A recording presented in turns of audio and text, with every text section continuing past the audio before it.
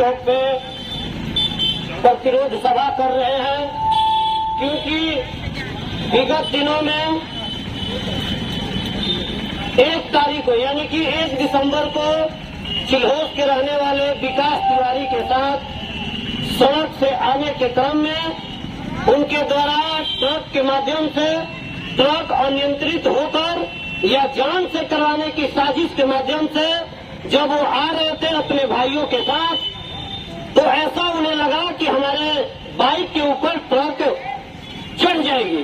उन्होंने अनियंत्रित होकर रास्ते से उतरकर अपनी जान को बचाए। फिर उन्होंने आगे आकर चौक पर उस ट्रक को रोका और रोक के उन्हें सलीमता से बहुत धैर्य से पूछा कि बताइए इस तरीके से ट्रक चलाने का कारण क्या है आपको। ये संदेश क्षेत्र का चौक है, चिल्होस गांव के बाद संदेश क्षेत्र पड़ता है, यहाँ घनी आबादी है। उस घनी आबादी में इस तरीके से अनियंत्रित होकर चलाने की आपकी आवश्यकता क्या हुई। अब उन्होंने अपना शिकायत दर्ज किया कि सर मुझे यहाँ सहयोग किया जाए। वहाँ से आते हैं संजय यादव, जिनका विभाग है आबकारी विभाग, तो उन्होंने विकास तिवारी पर हाथ छोड़ने का काम किया। ये बताइए, आज 75 साल आजादी का हो चुका है और आजादी के दौर में आज संविधान को पढ़ने वाले लोग, शिक्षित पुलिसकर्मी आते हैं और थप्पड़ चला देते हैं। बताइए उनको राइट कहाँ से मिला? आपको कौन सी नियम और कानून में है अधिकार कि आप एक आम व्यक्ति पर थप्पड़ चला सकते हैं, हाथ छोड़ सकते हैं? हमको तो लगता है ये चौक के क्षेत्र में, चौक संदेश चौक पर या संदेश के आसपास हर एक गांव में विशाल तिवारी को कौन नहीं जानता। अगर नहीं भी जानता है तो शिक्षित और प्रबुद्ध लोग उन्हें जानते हैं। क्यों जानते हैं?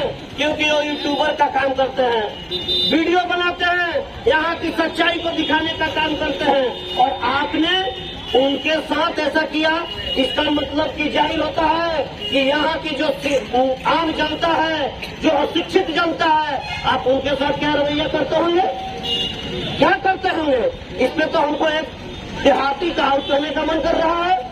ये है कि कहा गया है हमारे गांव घर में कि हसूया के बिया में खुरपिया के बड़ी गीतावत है।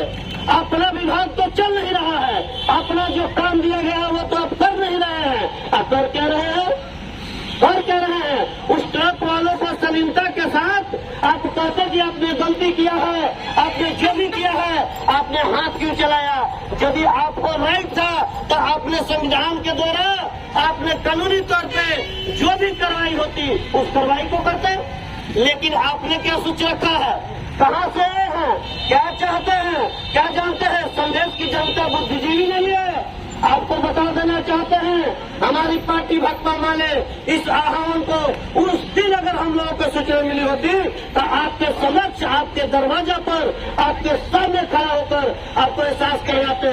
लेकिन अब क्या कहते हैं कि हमको जानकारी नहीं था कि ये यूट्यूबर है, हमें अफसोस है। अरे इस तरीके की बदजुई, इस तरीके की बड़बोलापन यहाँ नहीं चलेगी। अगर आपको काम करना है, अगर आपको प्रशासन विभाग में रहना है तो आपको सलीमता से और संविधान के अकॉर्डिंग काम करना होगा।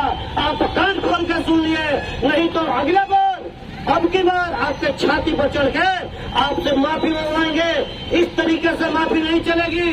अगर आपको करना है तो कानूनी कार्रवाई कीजिए, नहीं तो आने वाले समय में आपने देखा है कि इस तरीके से इस संदेश क्षेत्र के रोडों पर आए दिन डेली ट्रक से हादसा होती रहती है।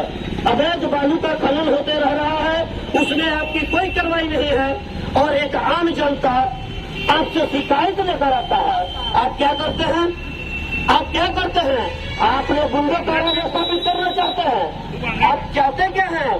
फिर वही परिभाषा हो जाएगी क्या जो कॉमेडियन कहा करते हैं कि एक पाकिस्तानी और एक चीनी और एक इंडियन था, कहता था कि हमारे यहाँ घटना होती है तो 1 घंटा में पुलिस जाता है, हमारे यहाँ घटना होती है तो आधा घंटा में पुलिस जाता है। और हमारे यहाँ क्या कहता है कॉमेडियन कि जब घटना अगर होना होता है तो पहले पुलिस को सूचना होती है।